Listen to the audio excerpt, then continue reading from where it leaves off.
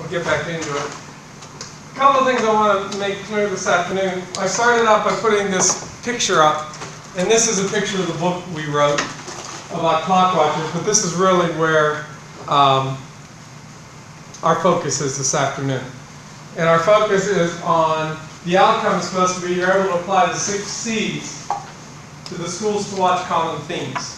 So part of the problem solving you're going to do with the 6 C's this afternoon is tied around those common themes of Schools to Watch, which are interdisciplinary learning opportunities, student support structures, student involvement and voice, meaningful parent involvement and engagement, and behavior management. Now the one we're probably not going to get to as much as I'd like to is the meaningful parent, but we only have so much time. We'll see how much we can get there. Although this is one thing that our School of Education right now is really getting deeply involved in. So hopefully we'll have some time to talk about that. And behavior management is obviously tied into student involvement and voice. It's one and the same. But we can talk about that later. So bringing that real, the one problem-solving activity you're going to do next is around that. And I have another little problem for you to think about when we get back to Brenna, and that is this. And let me tell you why I'm doing this. I'm asking you to think metaphorically now. So what does a slab of marble have to do with motivating and engaging students? It's another problem for you to think about this afternoon that we're going to go to next. So just real quickly to start the afternoon, at your table. Infer. Just throw out some ideas. What could a slab of marble have to do with motivating and engaging students? And if you say, I don't have a clue, that's fine too. But if you have any ideas, let's just take a couple minutes to talk about that before we go back. So, what I'd like you to do now is all of those who were working, I can only be 3, working on choice, the first one here, if you would gather, you can bring your chairs or stand up. There are markers here, lots of markers here, we only need 6. And if you would record on this choice, what do you call it? It's like a chart paper, whatever you call this stuff. Just the key elements, not complete sentences, but like just key elements from your article. Those that were doing celebration need here, key elements, etc., etc. And checking in and checking out is up at this poster. And I know I have to go here because one of our participants had to leave. So if you would go there with your articles and just bullet the key elements from those C's, that would be great. And feel free to talk to each other and share stories. And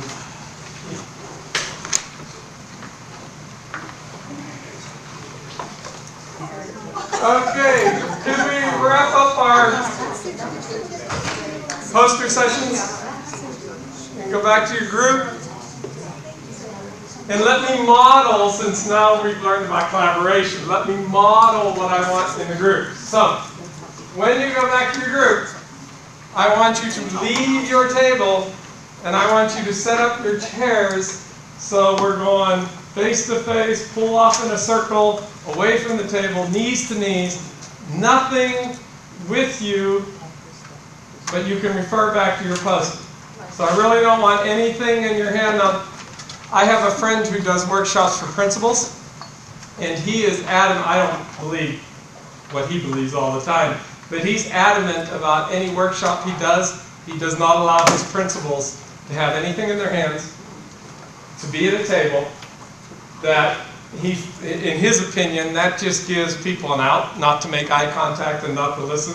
So they have to sit, nothing, they can do this and refer back, but he doesn't want anything in their hands. I think that's interesting, so we'll try that. So if you would pull aside with a chair in your group of 6, and I'll join for the missing group member, but go back to your original groups now.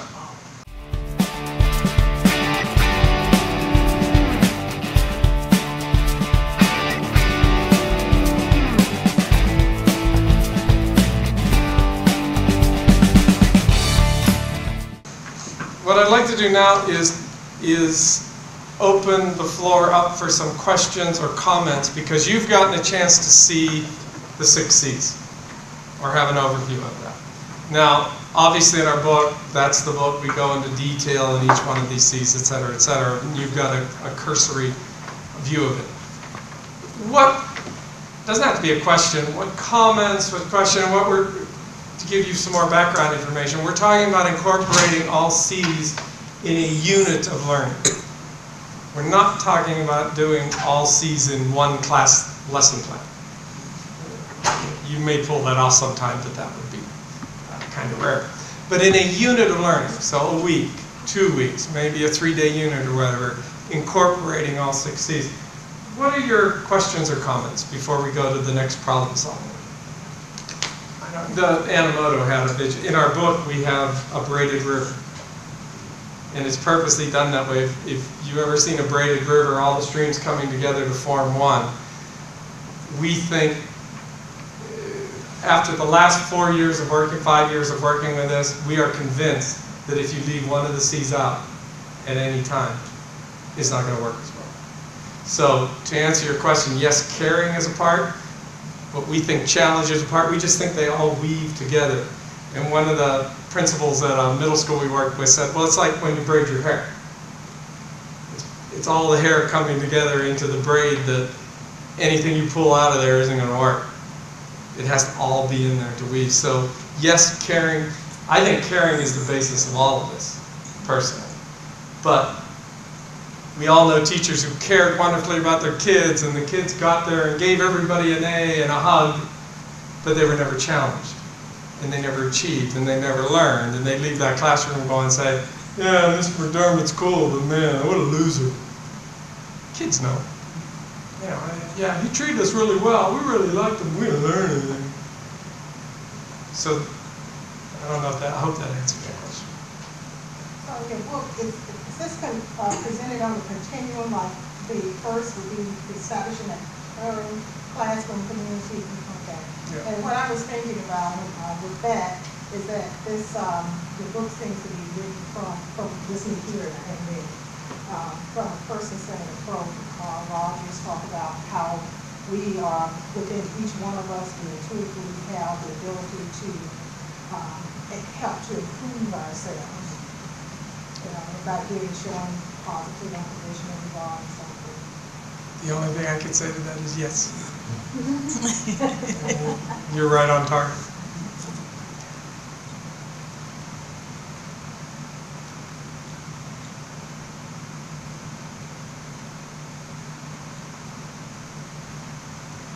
Practicing my teacher title.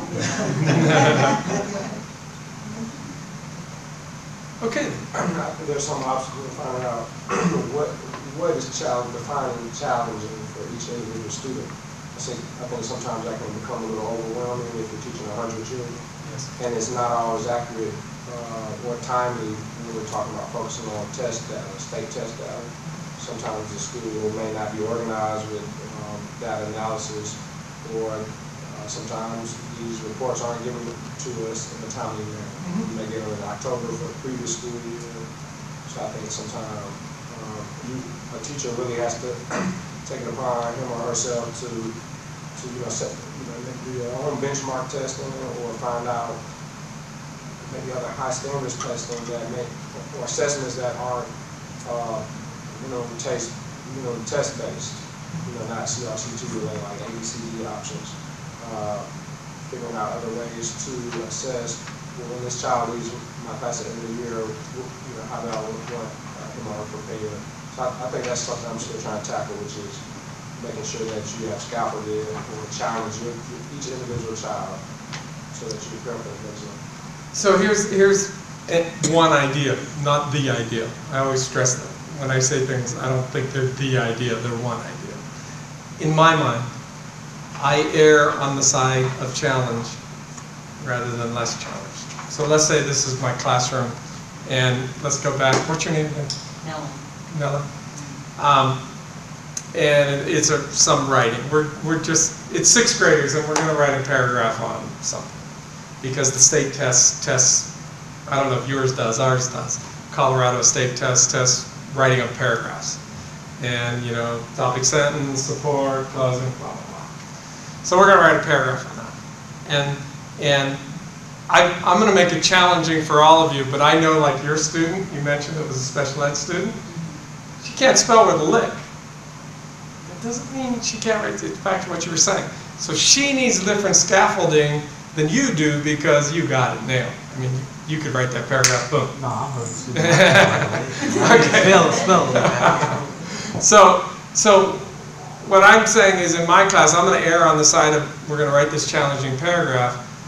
But like you said, I gathered my data already. I identified the needs, and I don't care if you're special ed. You do great writing, but your spelling is atrocious, and his is great, etc. So the needs are different. So I like what Rick Wormelli says about differentiation and Tomlinson, that for challenging thinking, problem-solving work, we always have heterogeneous groups.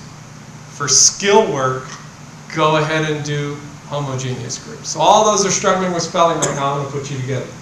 Those that are writing great paragraphs, maybe I'm going to move you in a group over here, and we're going to talk about how do we extend this, maybe to a short essay.